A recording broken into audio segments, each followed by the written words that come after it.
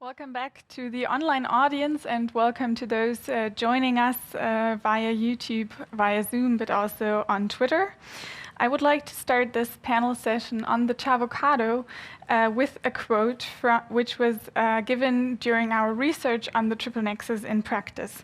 So one of the stakeholders in an interview said, "The Triple Nexus will stay with us for years, whether we like it or not."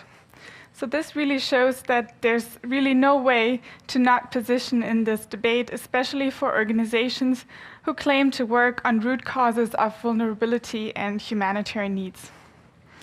And to do so, I think, or we as a CHA are convinced that the internal discussions and internal changes of organizations are quite relevant to enable this Triple Nexus approach. To link it back to yesterday's discussion, for example, one of the speakers, Martina Zapf, said that that it's really important to look at the intra-organizational changes, or as Marc Dubois also put it in a spotlight session yesterday, we need to get our house in order before we point fingers. My name is Sonja Höfelmann. I work as a research associate with the Center for Humanitarian Action, and I'm very excited to chair the session now with my distinguished speakers, Dr. Oliver Müller from Caritas Germany, Susanne Luithlen from the German Welthungerhilfe, Markus Koth from Diakonie Katastrophenhilfe, as well as my two colleagues, Andrea Steinke and Ralf Südhoff from the CHA. We will proceed as follows in this panel. Ralf and Andrea will introduce some of the research findings from our project. Then we will hear reflections from multi-mandated organizations, how they approach the Triple Nexus. And finally, we will engage in a broader discussion, what are key challenges, but also opportunities for multi-mandated organizations. And we're also happy to include some of the questions that you, as online audiences, may pose in the chat. With that, I would like to introduce my colleagues who've been the brains behind the model, the so-called CHAvocado model. Ralf Südhoff is a director with the Center for Humanitarian Action. Previously, he worked with the United Nations World Food Programme from 2006 to 2018. In his last assignment with WFP, he has been in charge of the regional office for the Syria crisis and holds an MA in International Studies. I would further like to introduce Dr. Andrea Steinke, who's a research fellow with the Center for Humanitarian Action. Prior to joining the CHA, she has done extensive research on humanitarian intervention, stabilization, and humanitarian identities. Given the limited analysis on the Triple Nexus in practice, and particular the peace element, CHA has developed a model how to analyze the potential for a Triple Nexus approach in various contexts. With that, I would like to hand over to my two colleagues with the question, what is behind this ominous CHAvocado? With that, I would like to hand over to Dr. Andrea Steinke.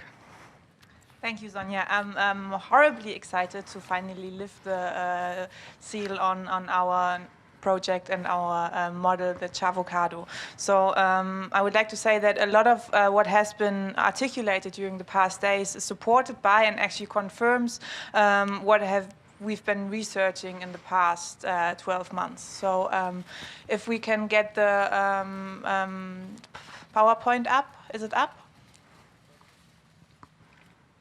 Please.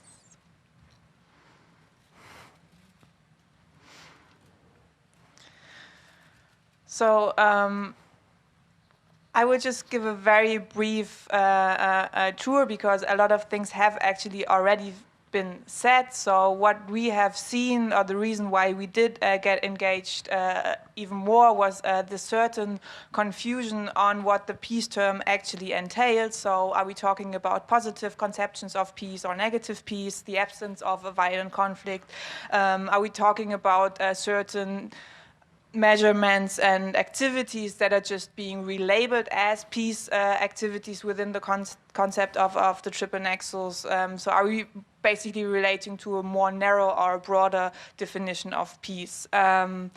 Connected to a very crucial debate, so everyone we've been talking to during the past 12 months, but also today and yesterday, is in broad agreement on, okay, we have to tackle the root causes of conflict, and we actually have to talk about peace, and we have to get involved in a way, versus what has been mentioned as missing firewalls and red lines. We spoke about this just right now and in a donor policy panel, which especially as seen from the perspective of humanitarians is visible or is a viable threat for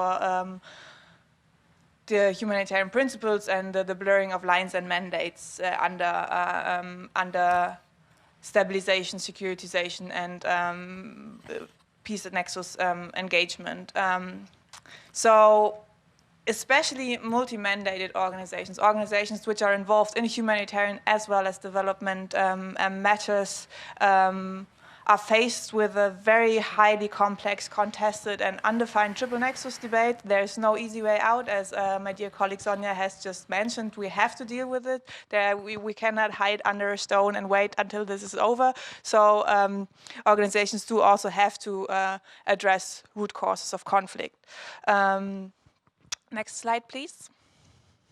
So we have seen that there's a quite limited operational experience, but some organizations are leading the way in a pragmatic way, as we have heard, for example, yesterday. The IRC is piloting projects in Somalia and DRC. Plan International has a solid Nexus program, as well as Save the Children and a World Vision. At the same time, there is quite limited research and operational analysis available. We at the CHA are on it, as so many other organizations are on it as well as too. So the whole debate and the discussion also on the research level is kind of gaining momentum at the moment, and I think we will see some more results in the next month. So as well as another contextual problem is that while there is a lot of talk, there's a very limited impact on the donor side so far. We have heard this yesterday, and today I think has also proven that. So the situation that multi-mandated organizations are faced with, that they can build on very limited experience within their organizations, as well as taking examples from others, and plus they have to position themselves in what, if we are honest, are very competitive environments. So the next slide, please. We have identified relevant capacities for the Triple Nexus discussion. First of all, there is the link between relief, rehabilitation and development, the so-called LLD approach, and the dual nexus approach that we have been talking about in a way. And here I would like to cite one of our distinguished guests from an event we hosted last year, Anaid Nahikian from the Harvard Humanitarian Initiative, who said, "Why combining a faulty engine, a faulty wing, and a faulty propeller? The plane won't fly until the problems are addressed." So this kind of also relates to what has been mentioned yesterday as, okay, let's get our house in order first and then add a new perspective to this. Then we have something that has been discussed very intensely. I would say, I think it was a top comment of yesterday and today, which refers to risk and conflict analysis, and particularly relates to the plea of Vale Oshofizan and the other panelists of the Triple Nexus in Practice panel on the primacy of context and the centrality of context analysis, and of which conflict analysis is, of course, a huge part. And developing that a bit further, I would like to draw on something that has been discussed at the Humanitarian Congress yesterday. Heba Ali of the New Humanitarian said, before you go on mission somewhere, be sure you understand the colonial history of that place. And I would like also to extend our notion and understanding of context analysis to be sure to understand your organization's role in that context, in the present and also in the past. That means that you also have to be aware of the role of the forefathers of your organizations and the sector you're working in, actually. Then we have what we have identified as so-called peace-related programs, so programs contributing to a wider conception of peace, as well as, of course, something that is also very, very central to our discussion is the question of localization, of local ownership of the intervention, and also of local legitimacy and authority in a way. So what we have been hearing all over again was be sure you are guided by acting in the interest of affected populations, be sure that you actually know what those interests are, and be sure to include them in all steps, maybe even up to the point of working yourselves out of the job. Last but not least, we have perception as a very important part as well. As we know, it is next to your own assessment of your work and how you think you're doing, there is this dynamic that also influences your work being perceived as something else than you think you are being perceived. So let's go to the next slide, please. And I will wrap up in about a minute to invite my colleague Ralf to the stage. So our research actually as well as our survey included that most organizations are kind of rather working around conflict than in conflict. And in most organizations, the conflict sensitivity part is not very explicit, and it's not the same as staff security, because those concepts kind of also get mixed up quite a bit in our view. And there's also, while there is a strong confirmation for peace engagement, there are many among our respondents who say, yes, we wish for our organization to be more involved in peace activities, yet the capacities inside the organizations didn't live up or don't live up to that wish yet. So you already see the so-called CHAvocado model. Maybe we talk about this a little bit later, how this came into being. But basically, we have identified three spaces very crucial to the debate. There is the internal space of organizational issues, which actually relates to the point of getting your own house in order first. That means what about the dual nexus? That means what about all the conflict sensitivity, conflict analysis, risk analysis capacities that you would need anyhow. Then we have the civil space. This is the space where you partner with other NGOs, with local authorities, local governments, and a local private sector. This is kind of also something that came up during our discussions yesterday in the Triple Nexus on Practice panel, referring to, okay, this would be the triple nexus as at a community level. You don't always have to go up on the policy HQ level and talk about should you coordinate with or get involved with state armed actors, but take it down a notch and focus on the people that live on the same street with you. To then actually go to the broader space of the CHAvocado, which are actually the national governments, the United Nations operations and missions, and the military arena, which is most certainly the most contested space. So it comes with most challenges and problems, I would say, that we have also already heard in the panel that just happened on donor policies. And here it is about coordination with state-led actors, with the multiplicity of armed actors, and also the multiplicity of interests, maybe sometimes also geopolitical interests involved.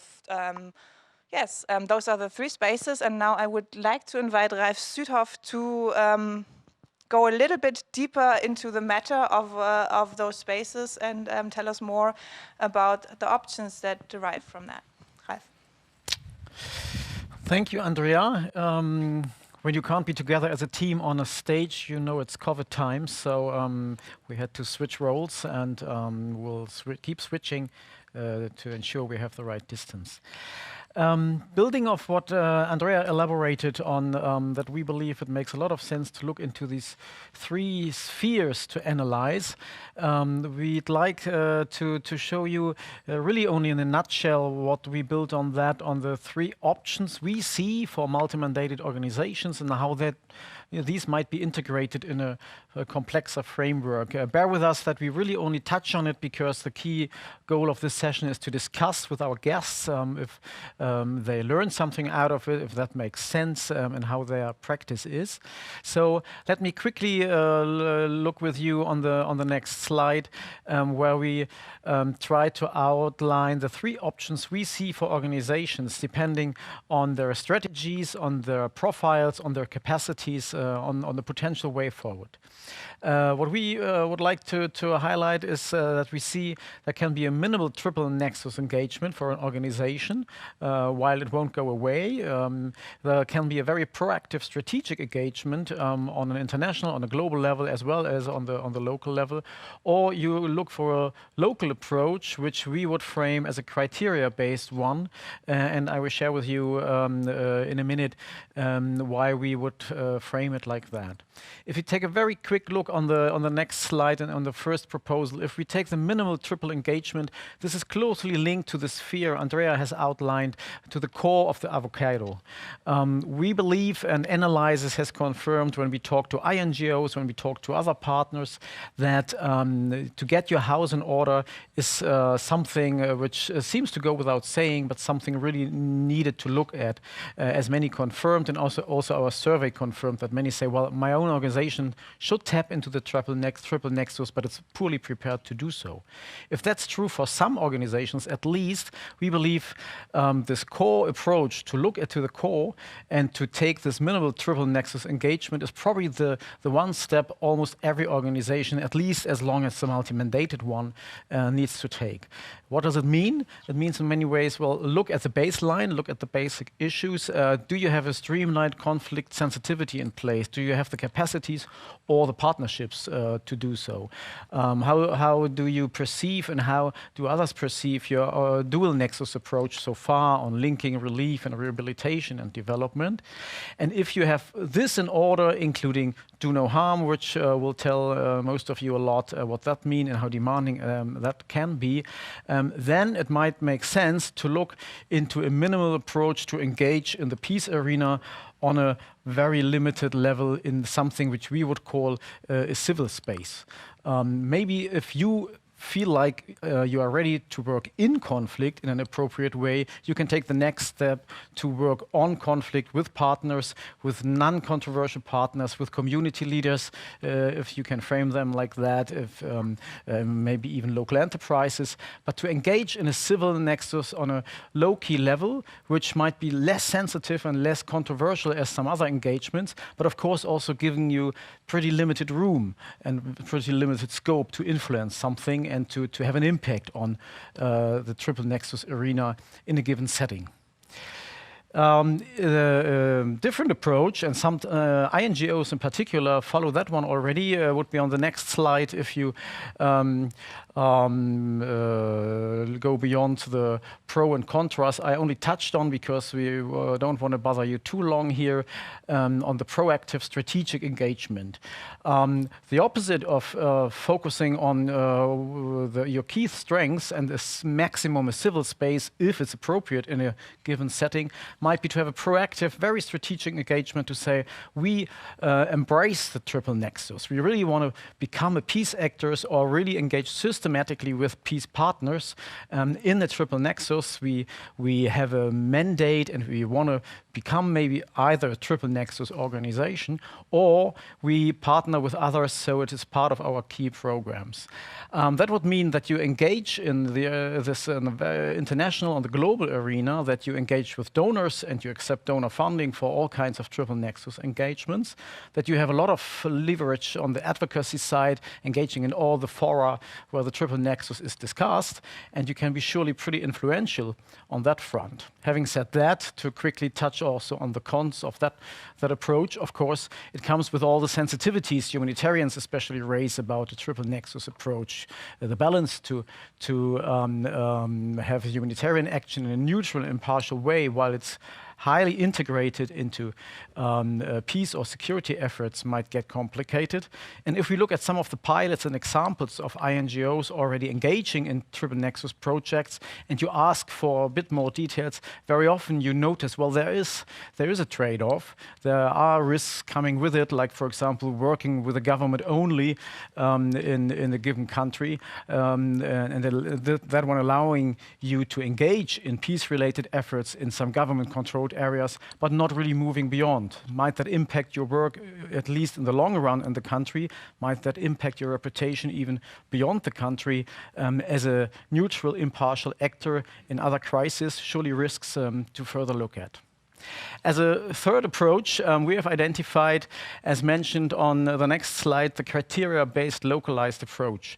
That sounds a bit cumbersome and complex. What do we mean by criteria-based localized approach?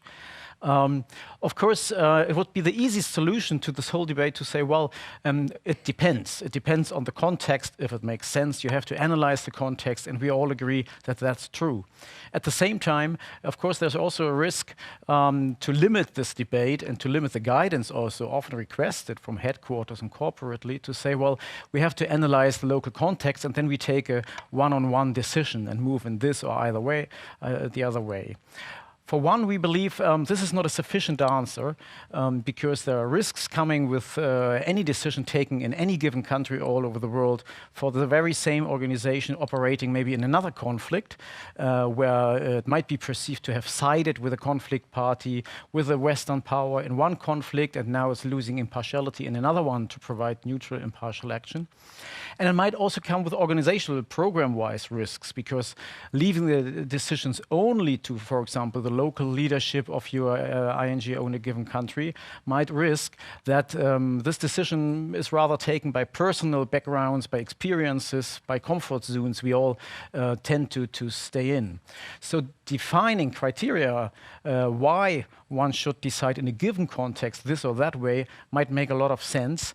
And for this, to shed some light what we mean by that, we have elaborated a few points on that one on another slide, just to give you an idea what we think what will be crucial for organizations to look at.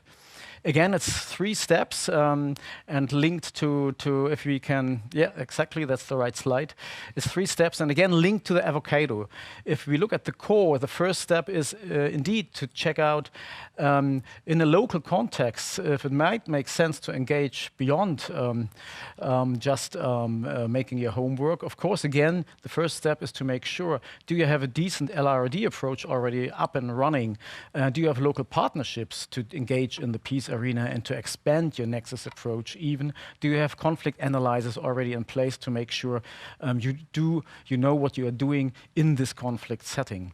If that's a given, it might make sense to look into the civil space and to ask, well, in this given local context, which will be very different due to analysis from Mali to Pakistan to South Sudan, do you have impartial partners in place you could work with? Do you have can you localize this effort because you have local partners, or you can develop partnerships with them to really engage in this arena in the civil nexus? So it might make a lot of sense to go down this line. And finally, to have if you want to look at an even broader approach in a local context, do you want to engage in Mali, for example, which we discussed pretty much over the course of the last 1.5 days? Do you want to engage in Mali in a triple nexus also on the international arena with UN actors, with a controversial UN mission, with controversial donors? Or do you limit yourself to the other spheres? While you might think, to give one more example, in South Sudan, do you want to engage in a full-fledged triple nexus? Because there the UN mission has a good reputation for being a protection force. The external interests of donors, for example, are very limited, and there it is rather the local ownership asking for a triple nexus. So it might make a lot of sense there to go down all the way and to have a full-fledged, pretty active nexus approach in such a country. And these criteria are shared, if we can move to the next slide, in the way that we believe it could help for an organization which corporately is ready to look into this issue to have a criteria-based approach depending on local contexts and engaging in local contexts by some corporate guidance which could be agreed on in a participatory process where there might be also some protest involved. To conclude, only showing you quickly a framework where we all put this into. This goes well beyond what we can discuss today, but the triple avocado in a way puts then on the left side what you can see is the CHAvocado Andrea introduced for an organizational effort and the spheres to look into. Then you have the three approaches where the organizational change needed for most organizations will be pretty much going down the line, which is the arrow from the top left to the bottom right. The more you move from this core approach into a very proactive one, and the more you engage, and that's the right X, the more you engage on the core of peace work, the core meaning in the sense of reconciliation measures, of conflict mediation on the macro level, the more you want to engage on this whole full-fledged peace engagements and on the whole arena of peace in the Triple Nexus, the more organizational change will be needed. And of course, it's getting also more risky and more promising to influence issues. So I think I conclude with that, to give our audience the chance to discuss what we put on the table, but also, of course, to share your experience and your totally different views and concepts. Thank you, Sonja. Thank you so much to my colleagues. This was quite a tour de force through our model. So indeed, if you, we let you as the online audience have some time to process this. And if you have indeed any questions coming up, please raise them through the chat, and I will ask my colleagues to remain here and answer any questions in the last third of the session. Luckily, our speakers, which are indeed braving today this stage to reflect on their own organization's approaches and also perhaps on the model, had the chance to look at it a bit earlier and process some of the complexities that the model proposes. So with that, I would like to turn to our three speakers and start with Dr. Oliver Müller, who's the International Director of Caritas Germany and has indeed overseen the international and humanitarian work of Caritas Germany since 2006. He has also a doctorate in theology and political science and has written about humanitarian action in several publications. Welcome to the panel, Dr. Müller, and thank you for joining us today. I would like to start with a question. Caritas Germany works in conflict settings which impact on sustainable programming, but also on development objective. How does Caritas Germany position in this debate? Can you share with us perhaps some internal reflections? Over to you, Dr. Müller. Thank you very much. I think to understand our approach, it's important to know how Caritas Germany is working. So we are organization based on a very strong localization, which means we are cooperating all over the world in more than 80 countries, mostly with Caritas organizations, but also with other local NGOs. 90% of our budget is directly channeled to these organizations. And the typical characteristic of these organizations, especially of our Caritas partners, is that they are deeply rooted in their society. So at the beginning you said, or one of your colleagues said, there's still a certain confusion of the term peace. And I think this is also a very relevant issue for talking about Triple Nexus in Caritas, because I think most of our Caritas partners would not consider themselves as a peace-building organization. Maybe they would not even speak about peace. And this is very important for me, and I think also for our network, to define and to talk about what peace really means. As Caritas, we have as a multi-mandated organization, we have a very pragmatic approach. So I would say that most of our partners would speak more about social cohesion than about peace.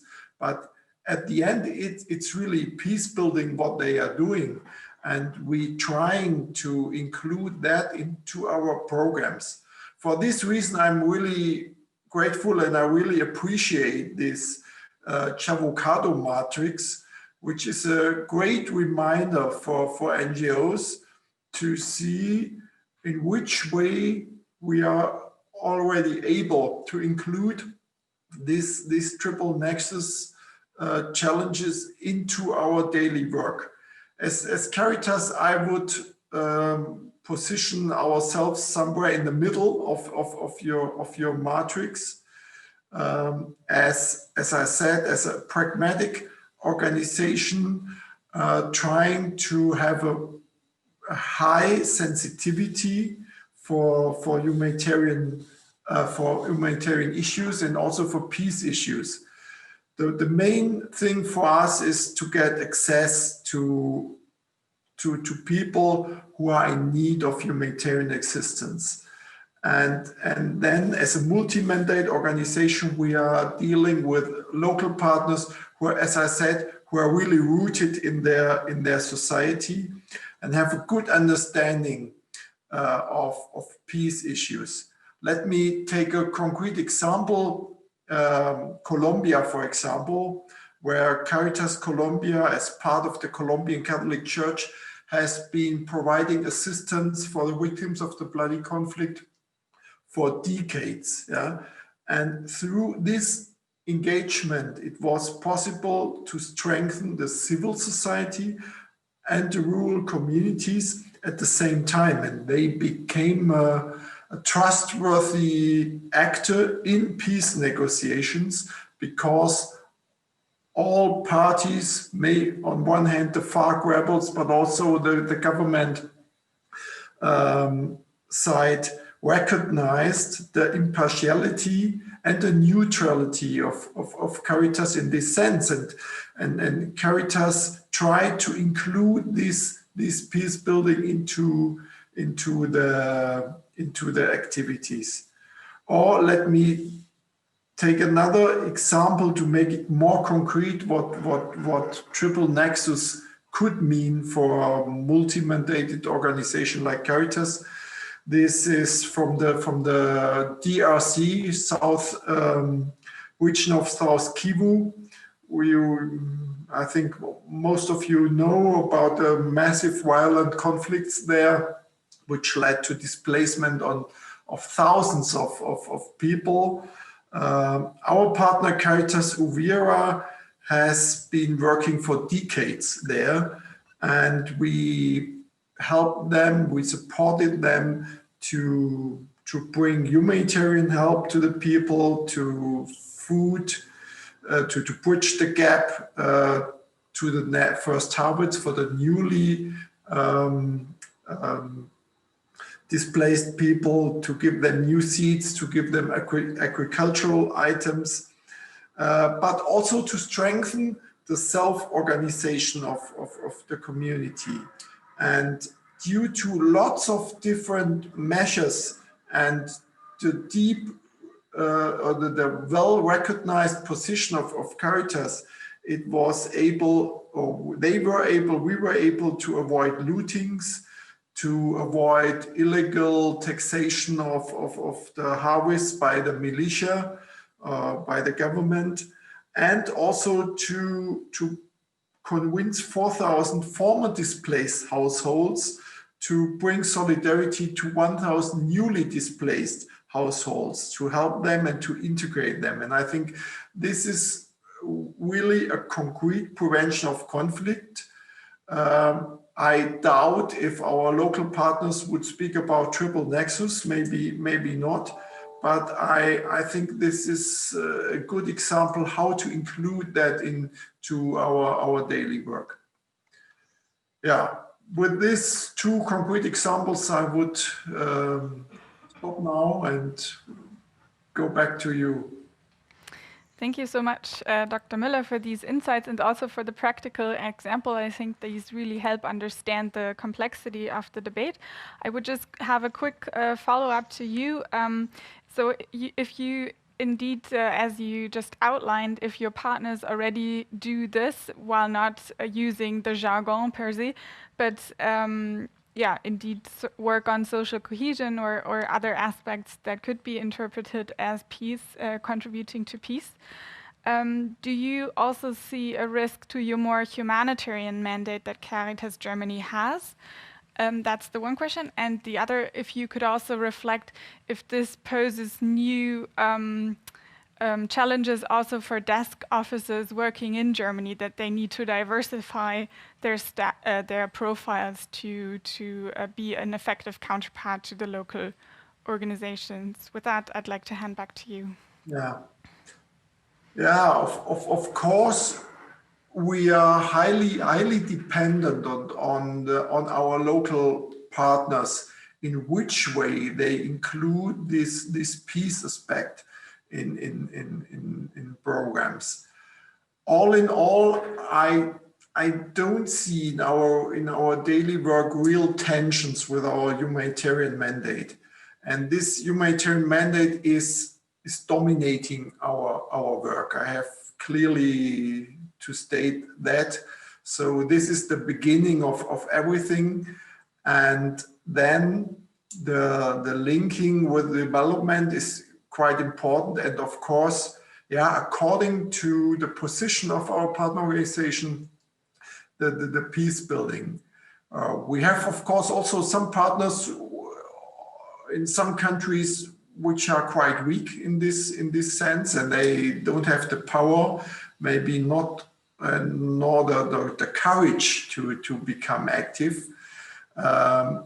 But this is a challenge, as you mentioned, also for us in Caritas Germany, and the desk officers we have, the colleagues we get, normally have a humanitarian knowledge and experience, strictly linked to organization of humanitarian help, and to include this peace building aspect is not always simple, and sometimes we have also to convince our partners to do that. And other places they are very strong in that. So it depends on the situation, and we trying to link our desk officers to each other to improve internal learning. Thank you for those insights and the reflections, Dr. Müller. With that, I would like to hand over to the next speaker, Susanne Luithlen, who's also in a perfect position actually to think or judge about Triple Nexus, not only because she works as head of sector strategy, knowledge and learning at the dual mandated organization German Welthungerhilfe, but she has also led the Academy for Conflict Transformation at the Forum Civil Peace Services for 5 years prior to joining the Welthungerhilfe. She's also an experienced mediator and advisor for group processes, so has a deep understanding of those processes of inclusion and exclusion. Susanne, I would like to turn to you also with a similar question. For Welthungerhilfe, there's also this challenge of working in and on conflict. When working in conflict settings, the conflict is also naturally impacting on the sustainability of your programming, but also on your goal to fight root causes of hunger. How does Welthungerhilfe position in this debate? With that, I would like to hand over to you, Susanne. Okay, thank you very much. And hello to everybody. Okay, now I think after having discussed these donor issues, the political sphere, now we are turning to what was mentioned a lot yesterday, the bringing your house in order. So I'm talking about that primarily. And I think Welthungerhilfe is working in more than 30 countries with country offices in most of them. And as you said, a double mandated organization with a lot of humanitarian work and development work. And I think what is interesting and what is challenging, and I come with an example, is that more than or roughly 10 years ago, Welthungerhilfe made a massive effort to streamline the do no harm framework and become conflict sensitive in all our work. And many workshops took place in many country offices to make people aware of it, familiar with it, so that from then on, this would be our standard. And we have come to realize in the last years, as this debate took momentum and became more and more apparent, that we are not really living up to the standards we've set ourselves, and that this training has not been sustainable for the organization. It might, hopefully, is useful and lives on in our work, but not with Welthungerhilfe, because many people have moved on. Everybody knows it, that people do not stay for 20 years most of the time. So they took the knowledge and they went with it. And so we had to discover that we had not succeeded in integrating conflict-sensitive work sustainably in our organization's work. So in the way we work, and that we cannot lose it when individuals leave. And I think this is for us an important learning and a challenge in when we're thinking of reinforcing and strengthening this conflict sensitivity aspect again. How do we do it in such a way that we don't lose it? I think one of the difficulties when looking at why is this difficult, and I believe it is not only difficult for Welthungerhilfe, I think it is also difficult because humanitarian work on one side and then peace work on the other side, and then maybe development work somewhere on a middle ground, they are very different in the way what matters. It's humanitarian work needs to be quick, hands-on, do things, implement, while peace work is rather slow, trying to observe. I mean, Martina Zapp said it yesterday, they take a year to develop a peace building program because the understanding is so important. While if people are dying, then it is important to save them, and what they need is more obvious. So you have very different logics, rhythms, norms, implicit norms in place in an organization, or you need to incorporate very different modes of operation. And that means people with different skills, with different maybe types of people, really, because I think whether you become a humanitarian worker or a peace worker, it also has to do with how you are. And I think this is one of the difficulties in becoming, in a way, more bilingual as an organization. Even if you don't want to become a peace organization and you want to limit yourself to the rather narrow focus of peace work, you need to somehow be able to connect. So if you think of languages, if you want to work in China, even if not everybody needs to learn Chinese, you need to have some people who are able to work in Chinese. So you need this capacity as an organization to integrate into your way of working, and you cannot just connect it somewhere at the externalities of the organization. Yeah, there's a lot to say. I'll leave it here at the moment, not to take too much time. Thanks. Thank you so much, Susanne. I would also have a follow-up question to you. You already hinted, and I think you quite rightly said that this is a challenge for everyone, this high staff overturn, but also how to ensure that how organizations learn, how we can streamline learning also when staff leave. I think this is something that everyone's grappling with. we heard yesterday from Martina Zapf about the peace responsiveness and that there are some ways how humanitarian organizations can become a bit more peace responsive. Is that a model that Welthungerhilfe is planning to implement with regard to the Triple Nexus, or is that a concept that resonates within your organization? I mean, it does clearly resonate a lot, and I think on the ground we are sometimes in a way better than maybe as an organization in terms of fully integrated processes, because people are experienced, people have sensitivities, people have a way of engaging constructively also with the conflict dimension of a place.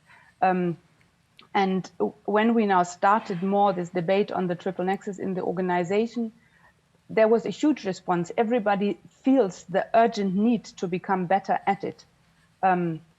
What I think is important, and maybe we'll come to this later, is that to me, this becoming, integrating do no harm, working conflict sensitively, for me is not exactly the, I know it is also perceived as part of the Triple Nexus debate, but it is not yet linking peace work with development or humanitarian work. I think this link, for something to link, it needs to be somehow different. While I believe that conflict-sensitive development work is development, good development work is conflict-sensitive.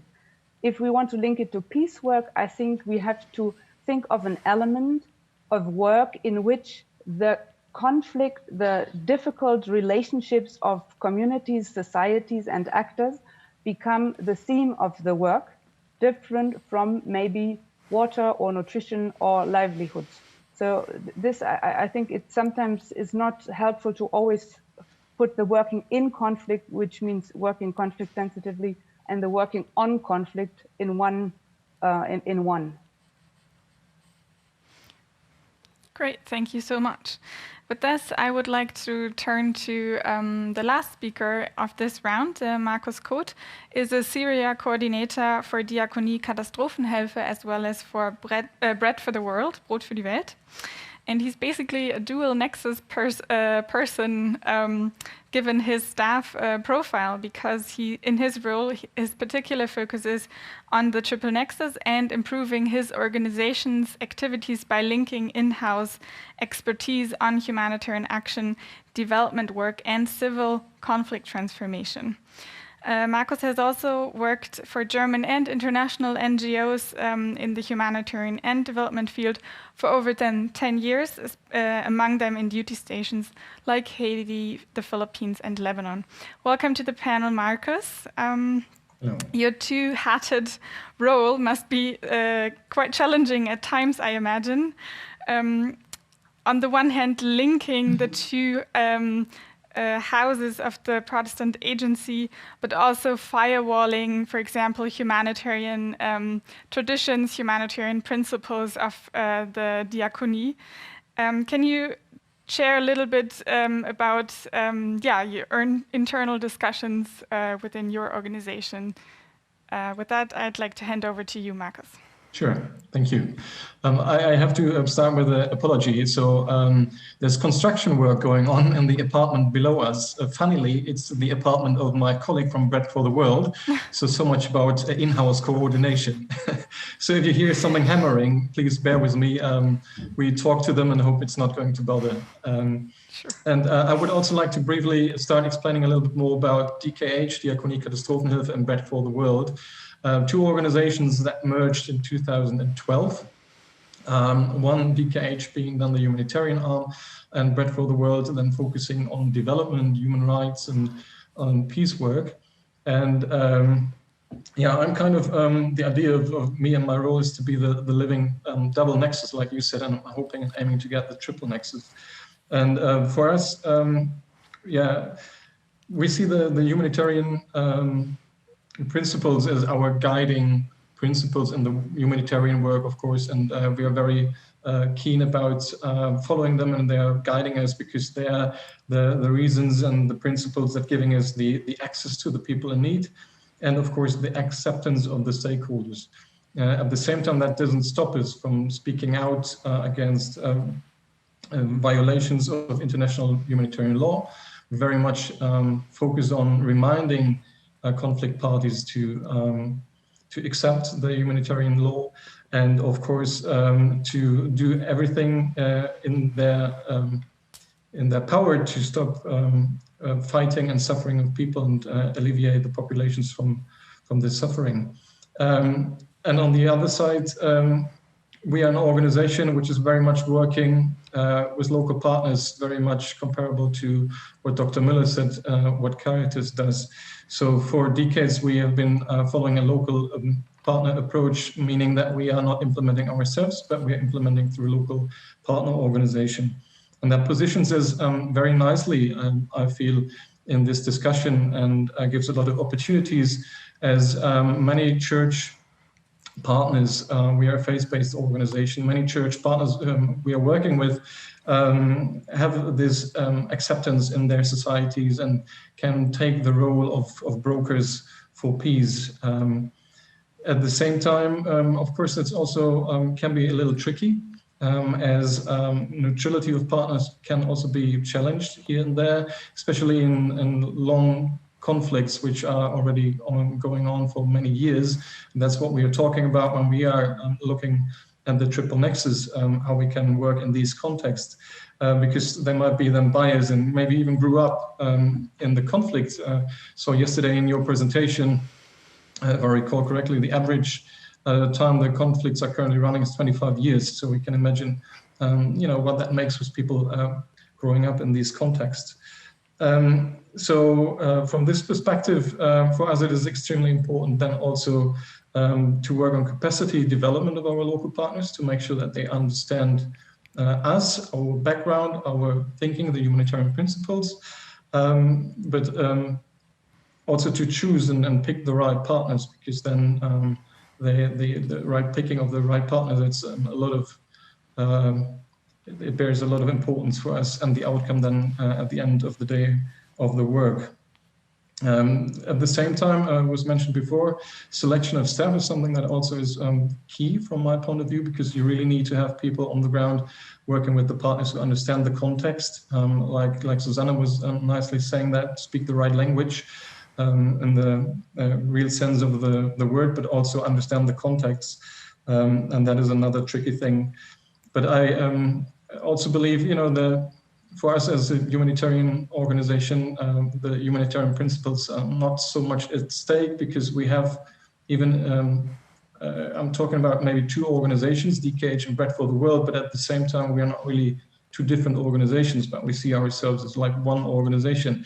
Maybe a little bit comparable to Germany, like talking about Westies and Ossis, but there might be differences, but still we are going in the same direction and we are trying to reach the same aim. So it is important then that we speak the right language and partner organizations understand that, but it's also important then to think how we do things and not only what we do, and that also is part of what has been discussed yesterday. The do no harm and make sure that this is mainstreamed in all organizations, and I think that's a little bit what's going on in the discussions, especially with regards to what you asked about the humanitarian principles. Thanks so much, Markus, for those insights. I also have a follow-up question for you. Is there a clear strategic decision within DKH, but also within Bread, how to engage with the Triple Nexus? And also you have quite, as I understand it, in-house capacities also on the knowledge of conflict transformation. So is that a way to ensure, for example, the missing diversity of staff? Because I mean, we all wish to hire these all omniscient people who have experience in every context, know every language, and are ideally trained within the development, humanitarian, and peace sector. But this is, of course, not a reality. Is this a way to sort of build that up within the in-house capacities? Yeah, definitely. We see the Triple Nexus as a huge opportunity. One, because we believe, it has a huge potential to improve the impact of our services and projects for the beneficiaries. I mean, and that's what we are all looking for, to help the people as good as we can. And the quality of services can increase through the Triple Nexus. And we don't luckily see it as a threat, because it's not going to be that DKH staff suddenly have to work on development and have to work on peacemaking. And on the other way around, it's not that suddenly Bread for the World colleagues have to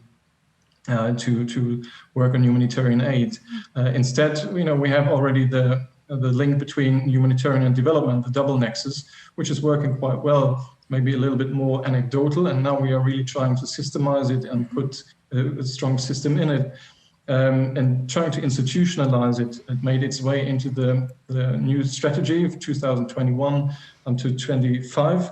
And so we hope that by this working together on it, including with the knowledge of our colleagues working on peace and conflict, we have our own definition of peace, for example, like a just peace, which you see as a process towards ending violence and increasing the access to rights. And that we can benefit from each other. That's one important thing, definitely, and that's hopefully how it's going to go. There are still some challenges, and for us it's also important that we don't have this discussion only in our headquarters, but that we also bring it to the field, to the local partners, and see it also as a chance, the Triple Nexus discussion, to push forward also the localization debate as well, because at the end of the day, it's the local partners who know best what's going on, what their problems are and what possible solutions are, and it is our role then to support them in reaching their aims.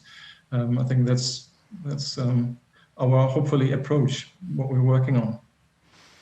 Thank you, Markus. This is actually a perfect bridge to what I was going to ask now. I would like to open the floor now to all panelists to contribute, and would also like to remind the online audience to use the chat. I have no overview if you do this already, but please do ask questions via the Zoom chat, but also via YouTube, wherever you're streaming in.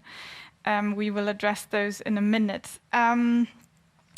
I think one of the internal organizations that we have had within CHA while we developed this model was, especially with the third approach, the bit of a bridge between having a flexible approach, so listening to what partner organizations say, who know the context, who know best if the engaging in a triple nexus is feasible, while overall having still a strategic positioning as an organization, for example, when it comes to funding. So do we apply for sort of controversial funding, such as the EU Trust Fund, which was highlighted this morning?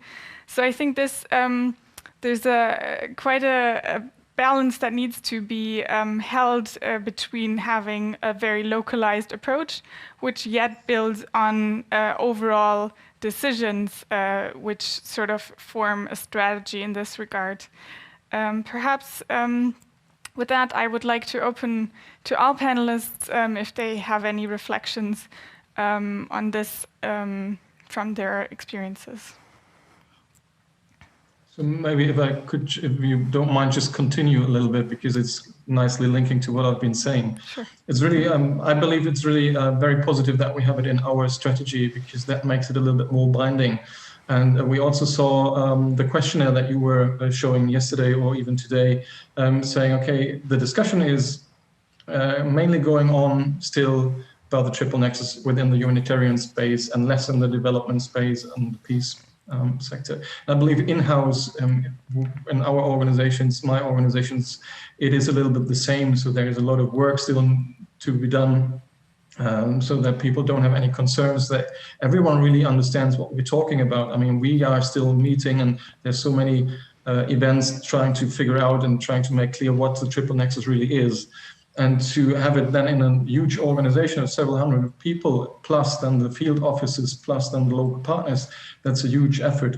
And if we have it linked already, or if we have it written down in a guideline and in a strategy, I think that's really already helping, and it's a good step into the right direction.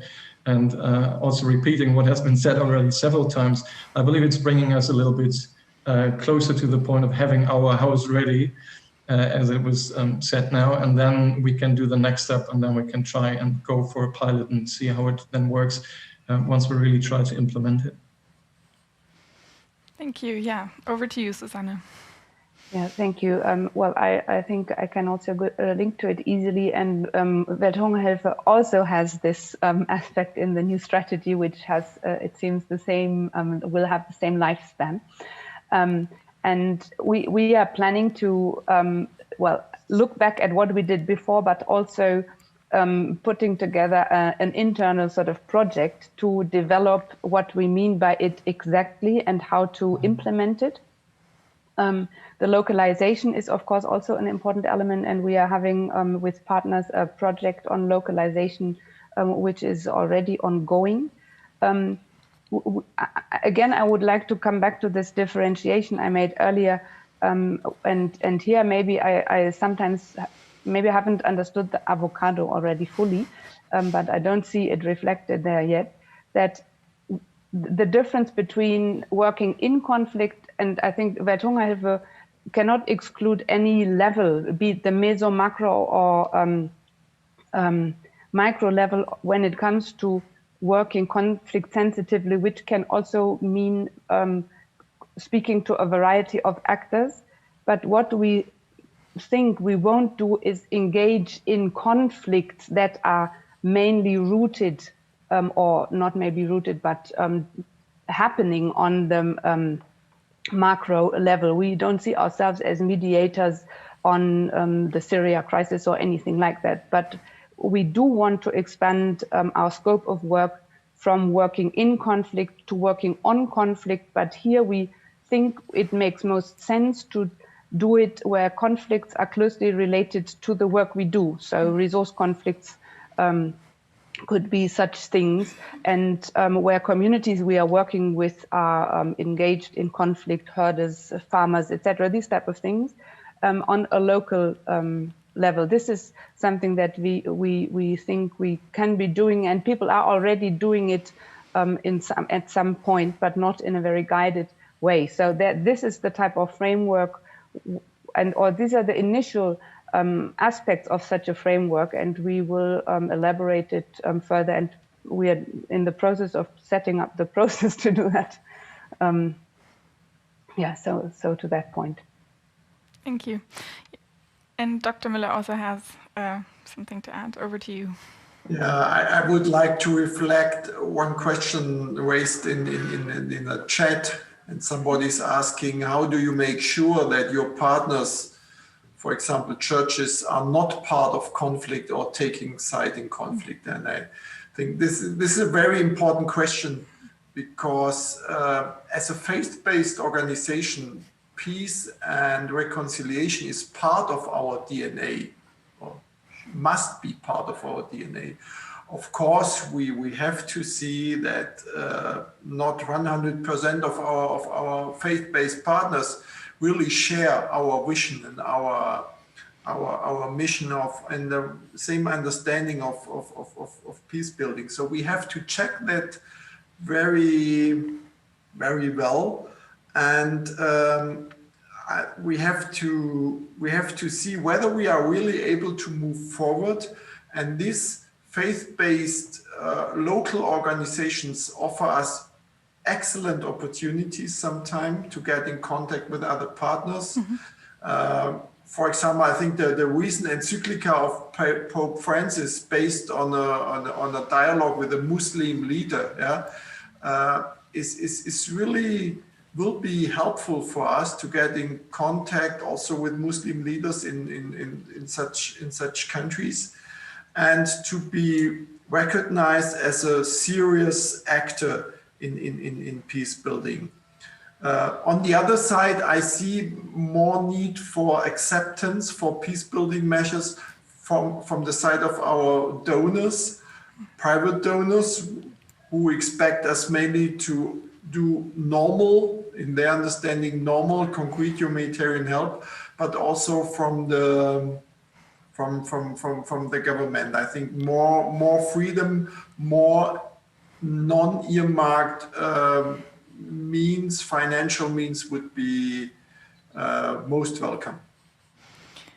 Thank you. Perhaps we can linger on that aspect of the positioning of faith-based organizations for a while, because research in South Sudan, for example, showed that indeed faith-based organizations were much better positioned in this Triple Nexus debate, because they are quite well integrated into the fabric of the society, and to them the sort of division in the silos was artificial to begin with. And I think this was also something that was established during the peace panel yesterday, that the lower we get down to the communities, the more or the less this concept makes sense, while on the upper level, the traditional mandates, principles, norms, and so on are there for a good reason, to state that as well. And my question to you, with two faith-based organizations at the table here, how can we better, or you better, support your partners in that their conceptualizations of helping the communities indeed also trickles up, and perhaps also advocate to donors to ensure that flexibility that you can do so? Complex question, but perhaps there are some ideas how to better support the local partners. Susanne. Yeah, I think this really comes very close to the question we discussed so far, the organizational capacity to, what do you see when you look at the situation? What do you hear when you listen to people? And I think once we have really learned to see and to hear the peace relevant aspects, then we will be able to also transfer it or show it to people, to other people, to maybe be inspired by it, because I don't think that we have the way of doing it and others do not. We should learn how to do it as best as we can from where we are. Maybe we will find that others are in some cases already doing it, or have a different way of doing it. So I think this idea of, we have something that now we have to bring to some other people who don't have it but should have it. This is, I think, a problematic picture of how this should happen. I think we need a bit more, and I think Marc Dubois said it yesterday, humility or maybe modesty, and also understand from how far we are coming. We are coming from a culture of fragmentation, of silos, of analyzing everything to the smallest of not living entity. This is not an approach that is enshrined in all the cultures of the world. So maybe we have to do this work on our side, and then we are also a better partner and see what we can do together. This may be sounding a little bit too principled or maybe abstract or not relevant, but I do feel it is very relevant in practice. Even if the changes are then not major, they can be significant. Yeah, this links nicely back to a conversation that we had within the scope of another event, where a person asked the question if indeed the communities prioritize peace over, for example, humanitarian needs. Does the principle of impartiality also mandates us to then deliver peace or contribute to peace? But just as a side note, I think Dr. Müller also wanted to add something, and Markus as well. Yeah, you were mentioning the role of faith-based organizations, and my experience is that sometimes we have to be very patient with our faith-based partners. Those partners live before, during, and after the conflict in their society. So it's sometimes not easy for them to raise their voice and to do what we understand as peace building. And so my experience is that we have to be very careful to give them advice and to listen, but we should listen to their experience. We should accept their speed and to rely on their approach with regard to dialogue with other actors, other religions, and so on. And this is this leads to the fact that we need often much more time than expected to get results, but these results are maybe much more sustainable. Thank you. Then I'd give the floor to Markus before we hear voices from the chat. Yeah, I wouldn't like to limit the question only on faith-based actors, but to local organizations in general. And I think one point is that their definition of peace might be very different from our definition of peace, and it is very important to take these definitions into account, plus the solutions. And our role then could be also, to bring that forward to donors and bring that forward on a different level, to give them, to empower them also and give them the space to talk about their solutions and to talk about their ideas of peace. And from a personal experience when working in the field with local organizations, like as a consultant and supporting them, going to clusters was always an effort for them, and it was always difficult because often they just were too modest to talk.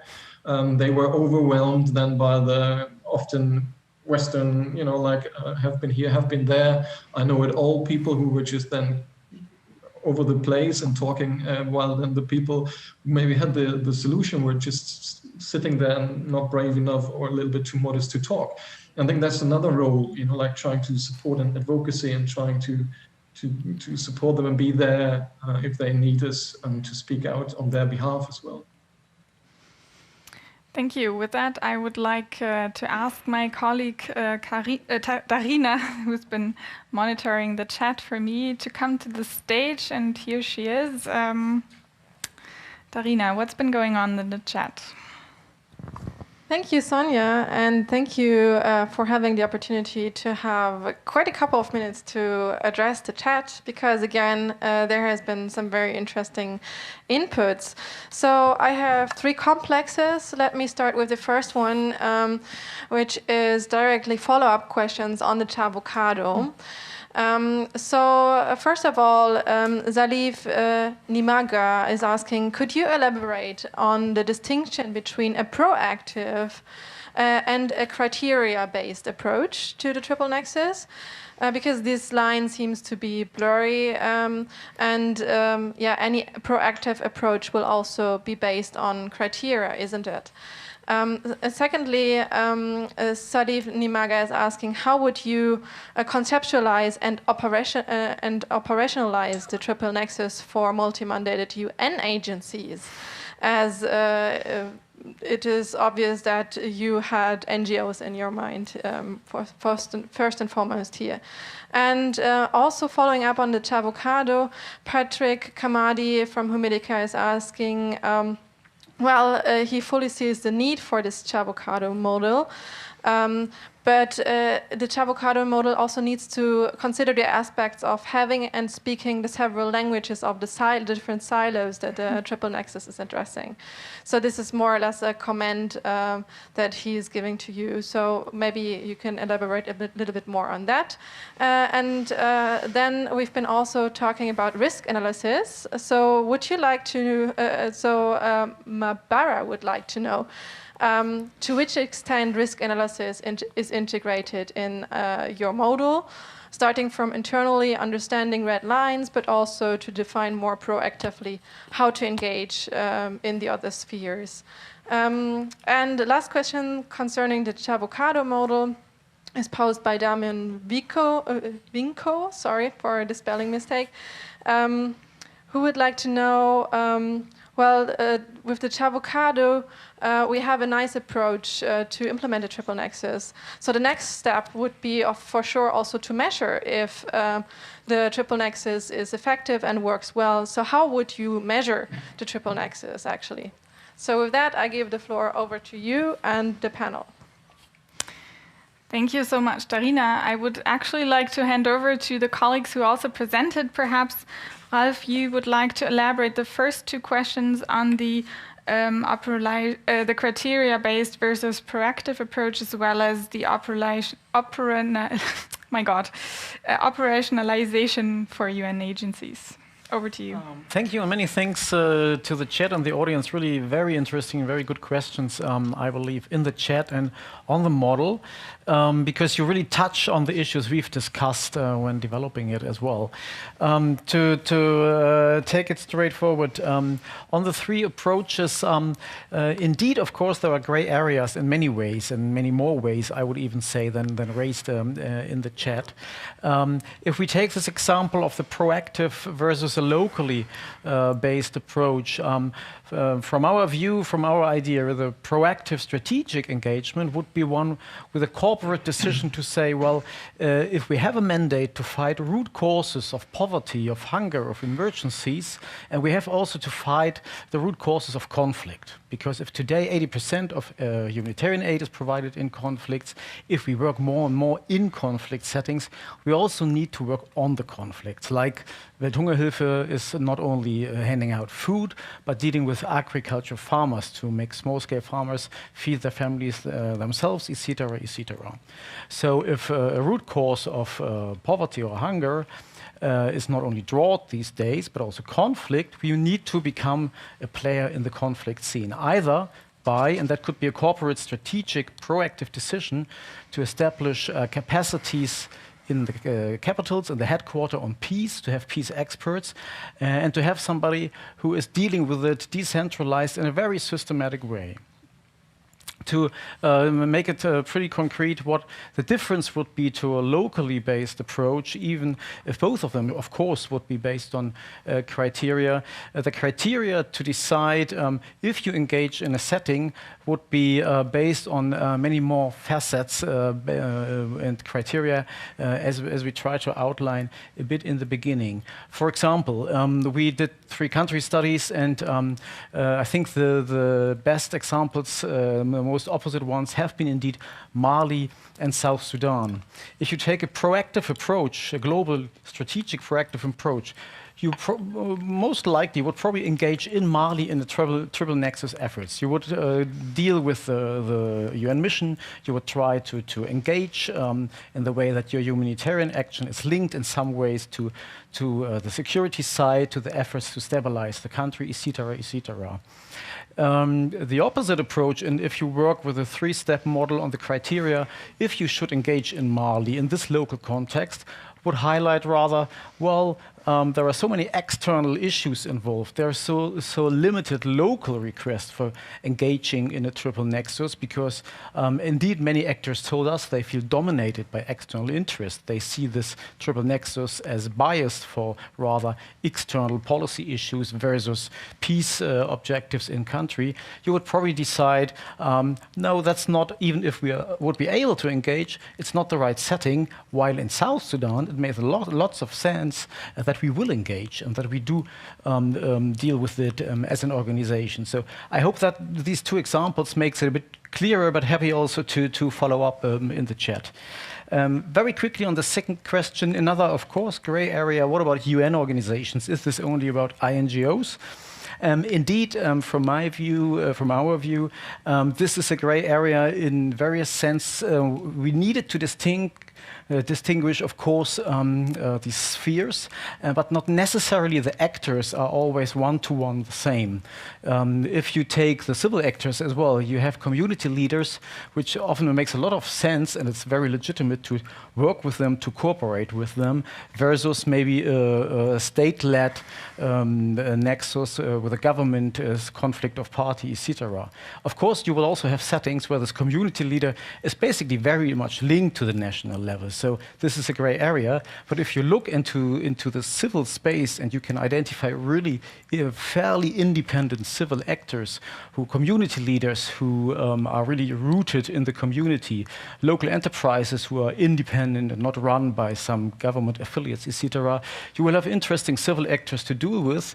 And the same is true for UN agencies. You have on the one hand UN missions, which are military actors, but from my view and coming from the UN World Food Programme, I think the issues and the challenges to deal with for WFP, for UNHCR, for humanitarian agencies in the UN world are pretty much the same as for big international NGOs. So I think this distinction is indeed important, a very good question on that one.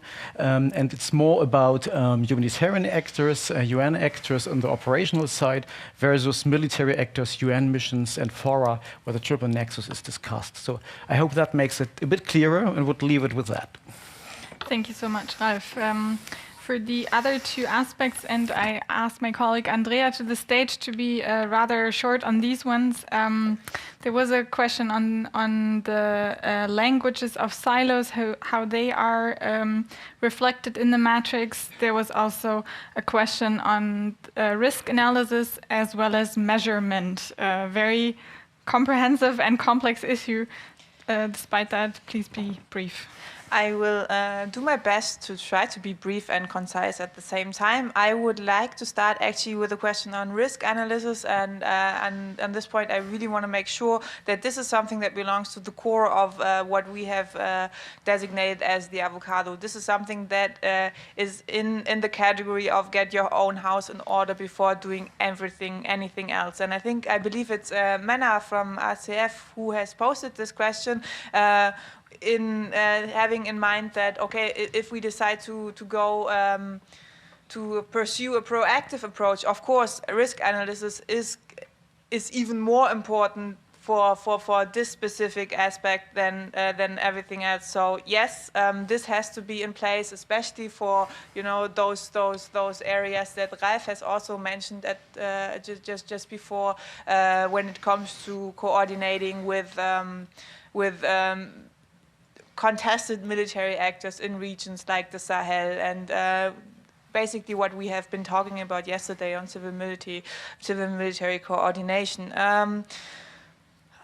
The other question on measurements and local approaches, well, this is a very tough question, I would say, but I would like to keep it with Marta Tukahilva from yesterday, who said women have been brokering peace for forever, and I would like to add also faith-based actors have been doing so forever, so I would focus the attention on them and see how they are doing, and focus my attention on the most vulnerable and at the same time most exposed and active groups in those conflicts. And I believe that Patrick's question was rather a comment how to bridge the different languages of the silos. To this, I can actually say that we have encountered a lot of fear among the organizations to having to turn into Triple Nexus organizations. That means having to do all the work and understanding all the issues. But I would say that we need a minimal consensus of literacy about what the other sectors are working in. So it's not enough anymore, or it has never been enough for example, and humanitarian organizations to only focus on their core mandate, which is good, but you also have to know the turf, you have to know what you're dealing with, and this is even more demanding and crucial at the moment where we know that the conflict and violence is rising around the world, and we have to be literate with the other sectors, I would say. Thank you so much. And I think I can also extend from the CHA team that whenever you have questions on the CHAvocado, feel free to reach out to us. And I think the link to the publication has also been shared in the chat. Perhaps, Darina, would you like to come back to the stage and let us know if there were any questions also to the panelists? Yes, thank you again. There has not been any questions directly posed to any of the panelists, so all of the questions were to the whole of the panel. With regards to direct questions regarding to the CHAvocado, we are done now. I would then address more general questions. One has been already touched upon by my colleague Andrea. It's about in how far collaboration and cooperation is also important in an inter-organizational sense, in how far can organizations also collaborate and cooperate in order to implement the Triple Nexus. A critical perspective has been chaired by Geoffrey Pinnock from MSF, who's already hearing some disturbing reports on the erosion of principled approaches, for example, in locations like Mali. And yet we don't know and we don't see any nexus proponents seeking out and actively responding to those concerns which have been raised in contexts, for example, like in Mali, with regards to, for example, do no harm and the erosion of the humanitarian principles. So who can and how can we ensure that feedback, including negative feedback with regards to the implementation of the Triple Nexus, is being transparently recorded and the approach also adjusted accordingly? A similar question has also raised by Bernhard Hillenkamp, who has been asking, how do you make sure that partners are not only part of the conflict and don't take sides in the conflict? Markus Geisler has asked, would you consider becoming the Triple Nexus a continuous process? Or do you also see it more dynamic, as a more dynamic process where we can make 2 steps forward, but also 1 step back at a time, so with moments of success, but also with moments of failure, where we need to adapt the strategy? And finally, one question was posed regarding to cultural violence, because when we are talking about conflict sensitivity, in the Triple Nexus, we seem to first and foremost have physical violence in our minds. However, the question posed to me was in the chat was, how do we also consider cultural violence appropriately? How do we work with very deeply rooted violence scenarios, like for example, in Colombia and Palestine? So yeah, this is the final set of questions I would like to pose to you, given that we are already over time. Back to you, Sonja. Thank you so much, Darina. And with that, I would like to directly ask those questions to the panel. Perhaps we'll start with the last one on the cultural violence. Susanne, given your background and experiences, would you like to take that question? Thank you for this very easy question for a 1-minute response. Well, I think the question of cultural violence, it can be maybe borne in mind, it can be mildly addressed, but of course the limit to imposing something is also close. I think this is what these are the aspects of the positive peace term, the cultural and the structural violence. And I think the idea of conflict sensitivity is really to address these structural and cultural violence dimensions of the peace term. The negative peace, the absence of direct violence, that is often addressed in the peace work in a very narrow sense. But the other aspects, how to contribute to positive peace, relate to these 2 dimensions. And there may be an example why it is important to work conflict sensitively, because it helps reflect on mechanisms of exclusion. But it also, I think Marc Dubois pointed to it, we also have to think of ourselves being part of structures of cultural violence. And we need to reflect that too. So without somehow reflecting together and creating spaces in which maybe deep structures and also painful legacies that we carry can come to the fore, it will be difficult, I think. Thanks so much. Perhaps, Dr. Müller, would you like to take the question on partners taking sides and how we can ensure to firewall principles here? So I think that the first question to our partners and also to the Nexus should be, what is relevant to the people? And people's needs are diverse, are dynamic, and can be contrary to our own views. So I would say we cannot just say we build peace now. It's about seeking understanding on which we can build decisions at the end. So I really appreciate this matrix which shows us and confirms that the core approach should be ensured by all actors. This is not only nice to have, this is our homework, but then I think we have to include the people themselves and to continue in an ongoing dialogue. And maybe if we are able to realize that, this could be a great step towards a nexus. Mm-hmm. Markus, would you like to take another question that was posed, for example, the one on from MSF on the principles or the continuous versus meandering process or progress on the Triple Nexus? I'm not so sure if humanitarian principles necessarily have to be sacrificed. I mean, the peace is still not really, as far as I understand, defined, and we have to do it this way and there is no other way. For me, like peace, contribution to peace, everyone can do it, as Martina said yesterday as well.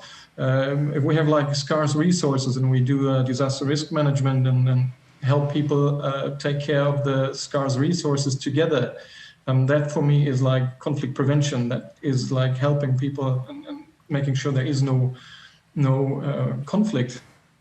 Supporting people in land rights and making sure they're getting support in legal aid projects. You know, we are not sacrificing our principles, and I believe there is a lot of space for Triple Nexus without sacrificing the principles. For the meandering, I totally agree, and we see it also as a chance, because before we were doing, okay, we may hand over our partner within our organization, local partner, and the project once humanitarian aid is over, and there comes development. And then the Triple Nexus, that is unrealistic. It doesn't make sense because there is no linear development from humanitarian aid to development to peace, but we have things overlapping. It's important to sequence it right so that there's no negative impact from development aid setting in too late, maybe. And then, of course, there might be a relapse. And what we then would ask for is a right to fail. And a right to fail, not failing on beneficiaries and doing harm then at the end of the day, but also a right to fail towards our donors and saying, look, it is not realistic to come up with a 3-4 year project, comprehensive Triple Nexus project, where we define activities, indicators at the beginning, and we manage it without changes. We need to have the right to fail, re-evaluate what we have been doing, and then we have to develop new approaches on the way, and thereby we can deal with the overlaps and the moving situation and the very fluid situations in conflict settings. Thank you so much. I would refrain from having a last round final statements because I think we're over time already and we already cut the first break short, and I think our online audience is probably eager to get lunch, stretch their legs and take a walk outside. I think this has been a very interesting discussion. We touched upon different aspects of organizational learning, assessing experiences, and making obvious what we learned from the LRRD approach to make this a continuous experience to build on for Triple Nexus engagement.